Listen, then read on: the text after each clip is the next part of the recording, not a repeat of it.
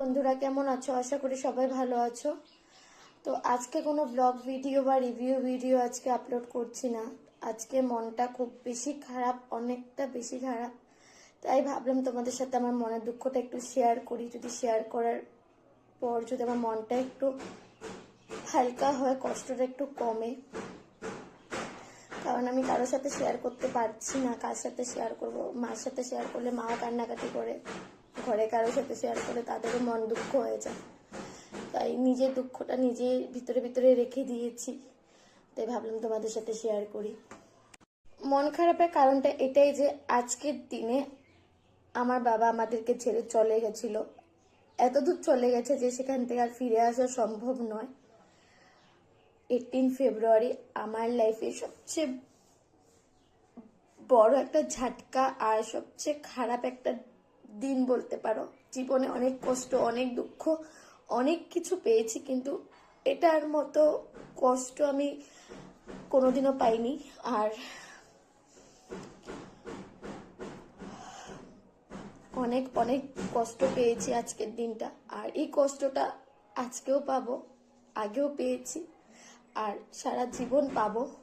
বাবা হারানোর কষ্টটা থেকে কষ্টটা দুঃখটা এটাই যে বাবা আমাদেরকে এতটা সময় দেয়নি যে আমরা বাবার সেবা করতে পারি, যেটা আমাদের সবচেয়ে প্রথম একটা কর্তব্য জীবনে। বাবা মার সেবা করা, সেবা করতে পারিনি বা বাবার কোনো ট্রিটমেন্টও করতে পারিনি।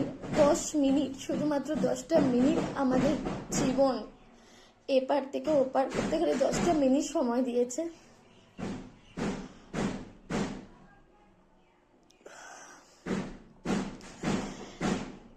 আমার সবচেয়ে বেশি খারাপ এটাই লাগে যে ছোট থেকে বাবাকে অতটা সময় আমি কোনোদিন পাইনি, কারণ আমাদের সংসারটা অনেক বড় ছিল আর বাবা একমাত্র রোজগার করতো। তো সকাল থেকে রাত্র অবধি বাবা কাজেই থাকতো, ডিউটি যেত, ওভারটাইমও করতো। তো সকাল থেকে রাত 10টা অবধি বাবাকে কোনোদিনও পাইনি। 10টার পরে তো আমরা ঘুমিয়ে পড়তাম, ছোট ছিলাম, তো বাবাকে সেরকমভাবে কোনোদিন পাইনি কাছে। তাই বাবা কি জিনিস, বাবা ভালোবাসায় কি, কিছুই বুঝতে পারি না। তখন পারতাম না, সবার বাবার সাথে সবাই ঘুরতে যেত, সেটা করতো এটা করতো, কিন্তু আমরা সেরকম কিছুই কোনোদিন পাইনি, কারণ বাবার ডিউটি ছিল। আর আমরা সেটা বুঝতাম যে রোজগার তো করতে হবে, পেট তো চালাতে হবে, তাই সেরকম কোনোদিন অভিমানও করিনি।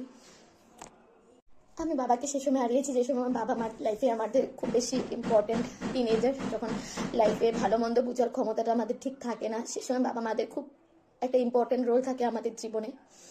সেই সময় বাবাকে হারিয়েছি। তো জীবনে অনেক ডিসিশন আমি ভুলও নিয়েছি তার জন্য, কারণ বাবা থাকলে হয়তো বাবা ভালো মতো বুঝাতে পারতো, মা বুঝায়, কিন্তু বাবার কমিটা তো মা চেষ্টা করে পূরণ করতে, দাদাও চেষ্টা করে, কিন্তু হয় না। বাবা যেটা গাইডেন্স দিতে পারতো, বাবা যেটা আমাকে ভালো মতো ভালো মন্দটা বুঝাতে পারতো, সেটা সবাই তো পারবে না। জীবনে জায়গাটা অনেক কষ্টের, আমি জানি। একসময় হয়তো জীবনে লাইফে সব অ্যাচিভমেন্ট আমি পাবো, কিন্তু বাবাকে আর ফিরে পাবো না। সেটাই আমার কাছে সবচেয়ে বেশি পাওয়া এখন। আমাকে ভগবান যদি একটা সুযোগ দেয় কিছু চাওয়ার, আমি বাবাকে চাই।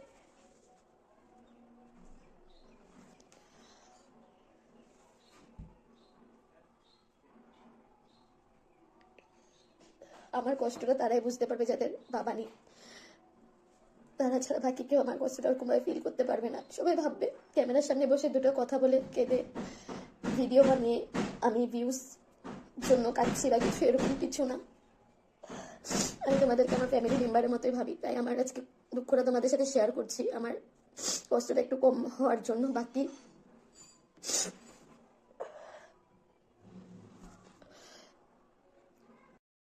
ছোট থেকে মাকে জানতাম, মাই সবকিছু, মাই পড়াতো, মাই সবকিছু করতো। আর বাবাকে খুব বেশি ভয়ও পেতাম, বাবা পড়াতো, খুব বেশি ভয় পেতাম বাবাকে।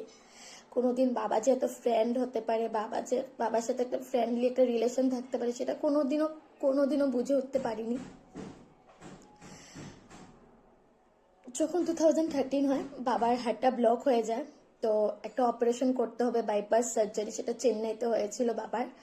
তো 2013 যখন বাবার অপারেশনটা হয়েছে, তখনও বাবার কন্ডিশন খুব খারাপ ছিল, ভাবিনি সেখান থেকেও ঘুরে আসতে পারবে। কিন্তু সবার ভালোবাসাতে, ভগবানের আশীর্বাদে বাবা সেখান থেকে বাইপাস, এত বড় সার্জারির পর বাবা জীবিত ফিরে এসেছিল আমাদের কাছে। তো 2013 থেকে 3টা বছর বাবা তখনই রিটায়ারমেন্ট নিয়ে নিয়েছিল। তো তখন থেকে বাবা বাড়িতেই থাকতো, সারাটা সময় বাবাকে কাছে পেতাম, খুব ঘুরতাম ফিরতাম, খুব ফ্রেন্ডলি। বাবা যত ফ্র্যাঙ্ক হতে পারে, বাবা যত ফ্রেন্ডলি হতে পারে, সেটা তখনই বুঝতে পারলাম যে বাবা আমাদের কতটা বেশি ভালোবাসে, আমাদের কথা কতটা বেশি ভাবে, তখনই আমরা বুঝতে পেরেছিলাম।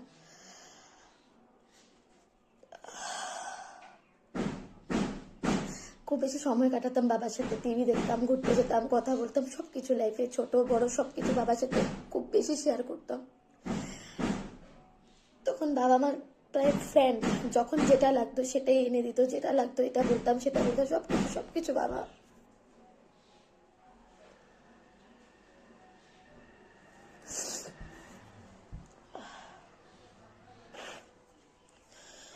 তখন কোনোদিন ভাবিনি যে বাবা এরকম ভাবে ছেড়ে চলে গেলে আমাদের কি হবে, কোনোদিন এই কথাটা আমরা স্বপ্নতেও ভাবিনি।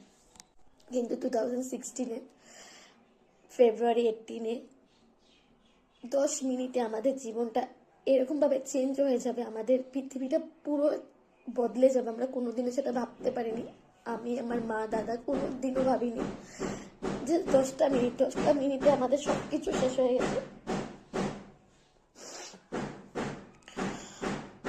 সকাল থেকে বিকাল অবধি বাবা একদম সুস্থ ছিল, কোনো রকম সার্জারির পরে কোনো রকম প্রবলেম হতো না, জাস্ট একটু শ্বাসের প্রবলেম হতো মাঝে মাঝে, সেটা হসপিটাল নিয়ে গেলে অক্সিজেন দিলে ঠিক হয়ে যেত। সেদিনও খুব ভালো ছিল, সকাল থেকে বাজার করা, খাওয়া দাওয়া, বিকালে চার সাথে টিভি দেখা, গল্প করা, হাসি ধামালি সবকিছু ছিল।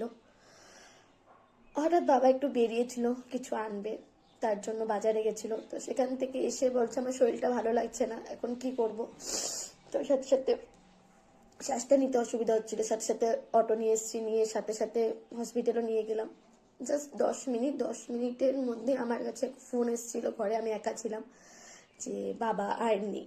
এই নেই শব্দটা শোনার সাথে সাথে আমার পুরো পৃথিবী, পায়ের নিচের থেকে মাটি সব কিছু সরে গেছিল। তো এই 10টা মিনিটে পুরো জীবনটা আমার বদলে গেছিল। কোনোদিন ভাবিনি বাবা ছাড়া থাকতে হবে, বাঁচতে হবে, কিভাবে থাকবো। কারণ মা বাবা হচ্ছে আমাদের ঘরের ছাউনি মাথার উপরে না থাকলে ঘরটা কোনোদিনও সম্পূর্ণ হতে পারে না। বাবাকে পেলাম, বাবার সাথে টাইম স্পেন্ড করলাম, সবকিছু তখনই ভগবানের, আমার বাবাকে চোখে পড়লো, ভগবান নিয়ে গেল।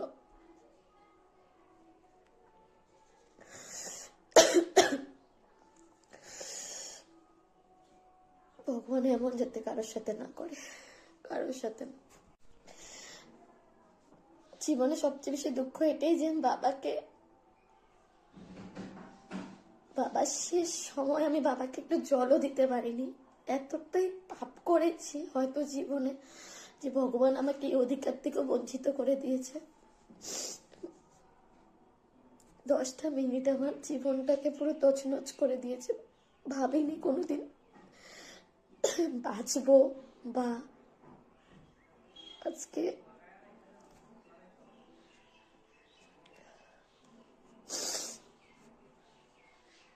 আমি তারপর থেকে এটা শিখেছি, লাইফে আমাদের এক একটা সেকেন্ডের দাম অনেক বেশি। এক একটা সেকেন্ডে আমরা আমাদের জীবনে সবচেয়ে দামি মূল্যবান জিনিসকে হারিয়ে নিতে পারি। তাই জীবনে যতটা সময় আছে, মা বাবা ভাই বোন ফ্যামিলি সবাইকে সময় দাও, সবার সাথে ভালো ব্যবহার করো, বিশেষ করে মা বাবার সাথে ভালো ব্যবহার করো, মা বাবাকে ভালো মতো রেসপেক্ট করো, সেবা করো। কারণ সময় এখন খুব খারাপ, কখন কার কি হয়ে যায় কেউ বলতে পারে না। আমি কোনোদিন ভাবিনি লাইফে যে এত জলদি বাবাকে হারাবো, এত জলদি বাবা ছাড়া জীবনটা কাটাবো, কোনোদিন ভাবিনি। আমি একটা খাতা থেকে শুরু করে একটা পিন অব্দি বাবার উপর ডিপেন্ডেন্ট ছিলাম, বাবা এনে দিত, কোনোদিন বাজারও যাইনি আজ অব্দি। যতদিন বাবা ছিল, বাবা যাওয়ার পর থেকে জীবনটা যেত কঠিন আর কষ্টের হয়ে যাবে সেটা কোনোদিনও ভাবতে পারি, কোনোদিনও না।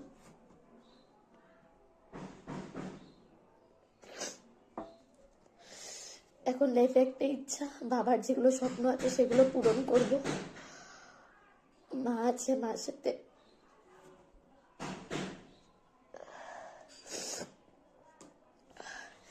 তাই যাদের মা বাবা আছে তোমরা খুব বেশি লাকি, তোমাদের কাছে মা বাবা দুজনে আছে, তোমাদের জীবনের দুটা অমূল্য সম্পদ আছে। তাদের সাথে সবসময় ভালো মতো থাকবে, তাদের সাথে সবসময় ভালো ব্যবহার করবে, কোনোদিনও ডিসরেসপেক্ট করবে না, খুব ভালো রেসপেক্ট করবে।